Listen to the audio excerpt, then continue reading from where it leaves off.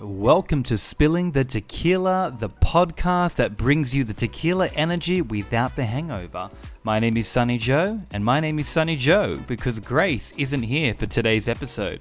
Grace is a little bit sick, or in Australia, anyone that watches Home and Away, Grace is feeling a little bit crook. For all our overseas listeners, crook means sick. C-R-O-O-K. I don't know why I'm telling you that. I just think it's a really funny word, crook. Anyway, Grace, we hope you get better, and we can't wait to have you back on the episode next week. I'm going to have to be like Heather McDonald, the podcaster where I just speak to myself unless I have a guest or a co-host. So I'll try it. I'll do it. It's harder than people think. Joe Rogan does it. I know I'm a person that speaks a lot, but it is weird when someone's not on the other side. But I guess I'm just going to have to imagine that all my listeners are there with their headsets on right now. But anyway, let's start the show. To start the show, does anyone remember this noise if you lived in the 90s and your computer speakers used to predict if you had an SMS coming through or if you had a phone call coming through? So your computer speakers would predict the call coming through before the call happened. That was so iconic in the 90s, by the way. And for all you Gen Z people listening, this is the noise.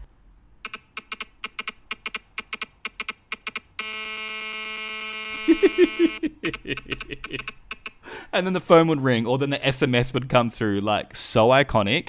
Anyone that's listening right now that's from that era, like, so iconic. And that happened a lot. Also annoying if you're looking up porn and your computer was next to your parents' room and you're trying to be quiet, and then a call and SMS is coming through, and it's like tick tick tick tick tick tick tick tick tick tick tick tick. Anyway, let's start the show. So, I mean, we already have started the show, but let's just move on to the next topic. You can tell I'm doing this without Grace today if I'm talking about static come out of computer speakers. But how weird is this, right? Like, obviously, it's a new year. It's 2024. Did anyone else forget that the Paris Olympics are this year? Like, the Olympics. Not even that they're in Paris. Just the Olympics is this year. Like, crazy. Like, I don't know about anyone else, but back in the day, like when the Olympics was happening, no matter what country it was in, it was like the biggest thing ever. Honestly, the biggest thing ever. Like you would watch the opening ceremony, the closing, like everyone would watch it, be really rooting for your country. And now it's just like no one cares. Like I didn't even know the Olympics. I didn't see any advertising, no commercials for it. It's just like it's kind of turning into the Commonwealth Games, like when no one cares about the Commonwealth Games.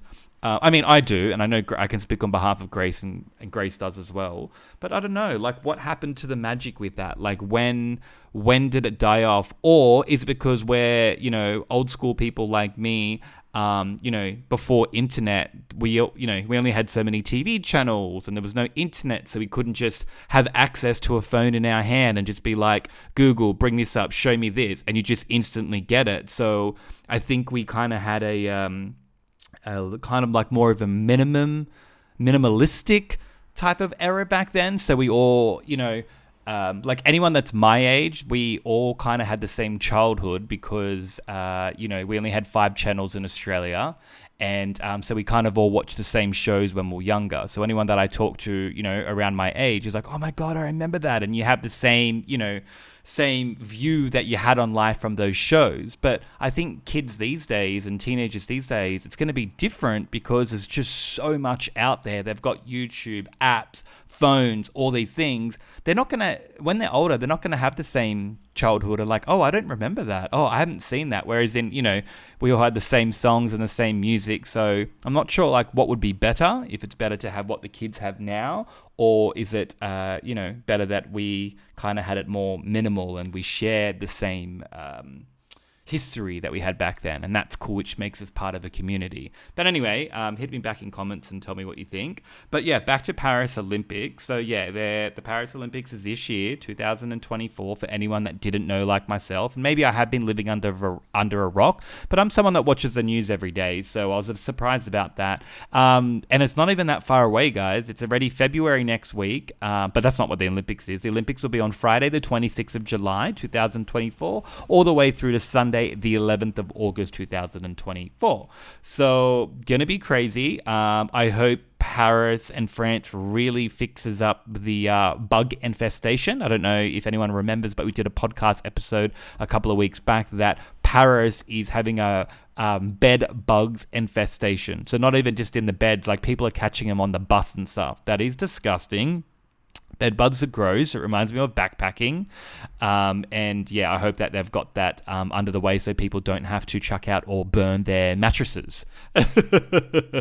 So, but yeah, you know, France, what a great place. Paris, what a great place to have the Olympics. Amazing. It just blows my mind that it's already the Olympics. Like it felt honestly around the corner was just the London Olympics, like just a couple of years ago. Like it really, really did. And this makes me sound old, but I remember the year 2000 Olympics in Sydney, Australia. It just felt like it was just the other day. Honestly, so iconic, not because I'm Aussie, not because it was the first time that it was in Sydney, but what a great, they say it's one of the best Olympics of all time. Anyone else out there heard that? It's very true though. Clean, everything went well. Australia went great Olympics. We got to show ourselves to the world. And yeah, that was very, very fun. We need to get that back. But let's give the trophy over to Paris and let them have their moment because they've waited 4 years for this. And Paris being, you know, a place that's very known for its love. It's such a pretty city. I'm sure it's going to go down very well. Let's see if they're ready for it. I did see on the news the other day, which is when I found out that Paris is having the Olympics, is that they are, you know, recycling, I guess, or reusing old stadiums and pools and things like that, which I think the Olympics should always do. It's so weird when, you know, a city wins it and they're just building all these stadiums again that just never get used. You should start reusing it. I think that's very good. Either Paris did it because they had no room or they did it because they're trying to be sustainability, which I think is great. But yeah, can't wait for the Olympics. The Olympics is great. It's really weird when I'm Australian, so Olympics for me is always like the Olympics, and it's like, you know, the javelin, the running around the, you know, the races and high jump and low jump and shot put and then all the games and stuff like that. Whereas, you know, I've got friends in Canada and stuff and they think the Winter Olympics is the real Olympics. And like, I always said, no, the Winter Olympics has always just been like a, what's it called when a TV show gets like a spin-off? Like a spin-off. Like Winter Olympics is so a spin-off of the Summer Olympics. That's fact. The Summer Olympics was obviously created in Greece, so hello, that's not snow on there. That is like that is summer. They don't even wear clothes. They were naked back then. So no. All my friends that are from cold countries, the Summer Olympics are the real Olympics, and you've got the spin-off. So yeah. Anyway, moving on. Can't wait for the Olympics. Let's go. Oh, yeah, already went through that. I had some little information about you about Olympics that I find. I'm a fact person, gets you nowhere in life, but it's great at parties, and you're at social parties, and someone talks about something.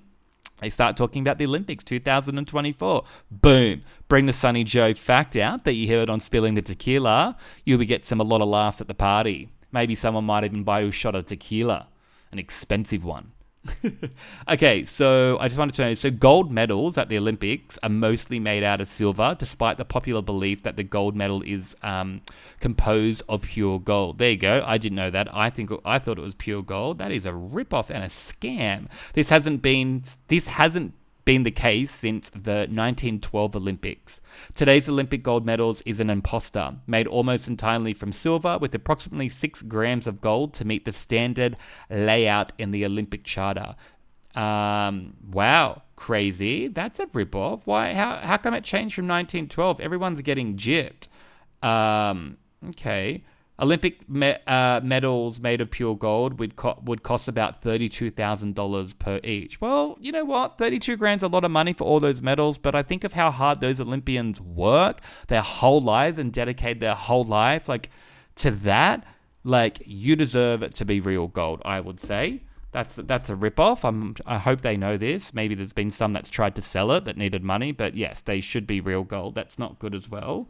That reminds me of like your sleepy earrings. I've got like a gold sleepy earring in my ear right now, and I buy it from Chemist Warehouse, and it's gold, but I feel like it's gold plated, just like the Olympic gold medal. So it's not real gold. Can't be. It's only $32.95 for 2. Okay, so moving on to my next fact about the Olympics. Only 3 modern Olympics have been cancelled. which is pretty crazy. That's not that many. The games were cancelled due to World War One, 1916, and World War Two, 1940, and World War Two, 1944.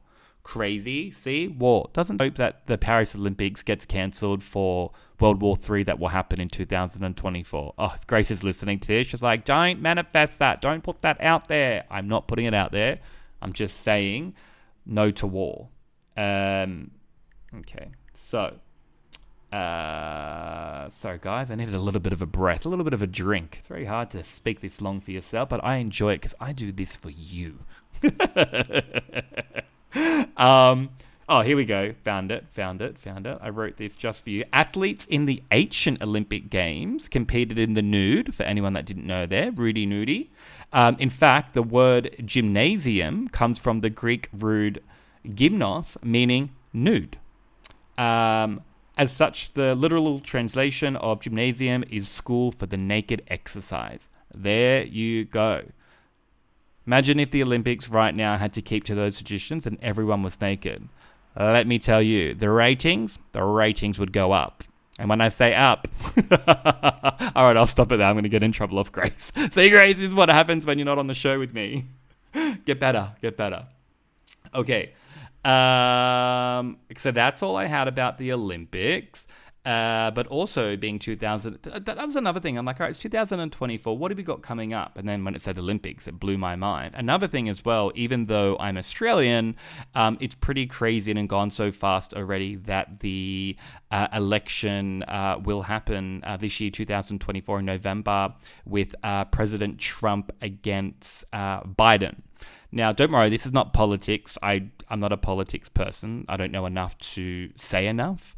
But I do listen to the news. But and also being an outsider, it's interesting me being Australian of how we view it. Not that we're going into that. I'm just saying this year, for anyone that didn't know as well, obviously Biden will be going up against Donald Trump in the election to be the new president. Now, obviously, Trump hasn't won the Republican Party yet, and Haley?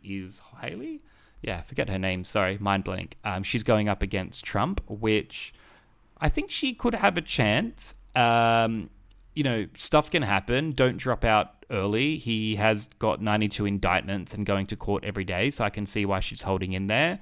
But if it ends up being Donald Trump and Biden, that's just going to be crazy. It's literally watching like The Simpsons. Like we're living in like a Twilight zone right now that it's president and Trump again, and you've got this, but two presidents. They've both been presidents, and one of them not giving the trophy over to the other one because they think the other one cheated, and the other one didn't cheat, but the other one just like won't just say, I'm sorry, okay, I thought you cheated, and just like own up to it. It's a crazy world, the American politics. It's a whole nother game for anyone that hasn't read it or see it on TV. It's honestly like one of those card games that like just so many rules in it. Like it's crazy. But let's see how it goes. I can't even give you a prediction, but my only theory I can give on it is, how do I explain it?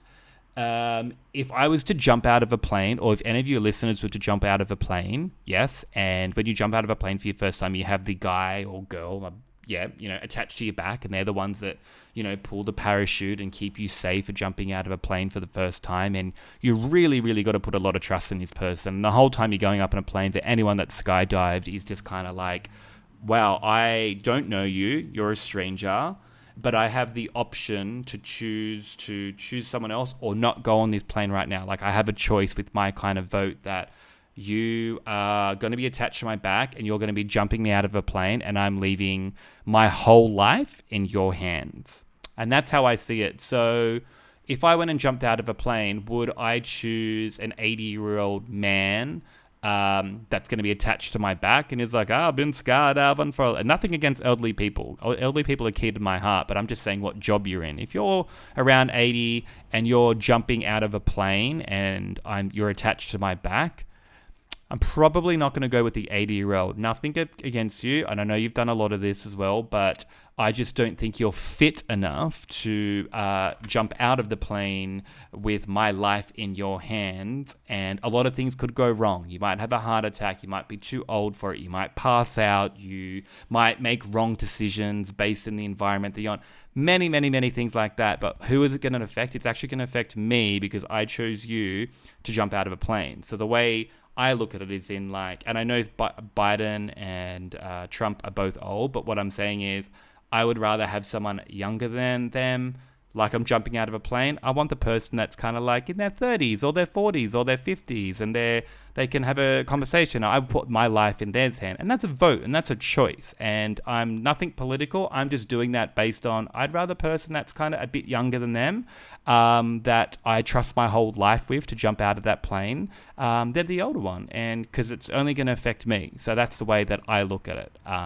Of you have a right to choose who you're going to choose for, but make sure you choose the right person based on how it affects you and I guess your life. And yeah, I don't even know where I'm going with this, but what was that, a metaphor or a simile? All I'm saying is if I'm going to skydive, I'm going to try to choose the younger person because I'm putting my life in their hands. And that's the same thing with with the American presidency. You're putting your whole life in their hands of who you choose. So I guess you got to look at like the outskirt of it. But moving on from American politics, which the craziest thing about American politics is I know more about American politics than I do about Australian politics. So you won't get us talking about, except Grace has a soft spot for, she loves male politicians. She's going to be laughing right now. I won't go into that.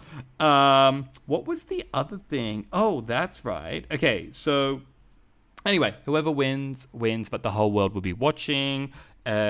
I had a nice thing to close off the show, which I wanted to read to you guys. I'm just going to get it out now, which is a positive because I'm all about positive. Not only is Grace and I about tequila and spreading the love, but we are very positive people and go for your dreams. So based on that, I'm just going to end it with something that I read today, which is really nice. It was an experiment that was done, and I just thought it was fantastic. Okay. Okay, here we go. Okay, so an experiment, I don't know what country it was, a teacher gave a balloon to every student who had to inflate it, write their name on it, and throw it in the hallway. The teacher then mixed all the balloons up. The students were then given 5 minutes to find their own balloon. Despite a hectic search, no one found their balloon, as you can imagine. At that point, the teacher told the students to take the first balloon that they found and hand it to the person whose name was written on it. Within 5 minutes, everyone had their own balloon. The teacher said to the students, "These balloons are all like happiness. We will never find it if everyone is looking for their own. But if we care about other people's happiness, we'll find ours too." Thank you for listening to Spilling Tequila. I like to leave a positive note on that one. Please give us a like, tune in, all that jazz. Follow us, spread our episodes, and we'll see you next week with the famous Grace Avery, who won't be crook anymore and will be back on the show. My name's Sonny-Joe. You're listening to Spilling Tequila.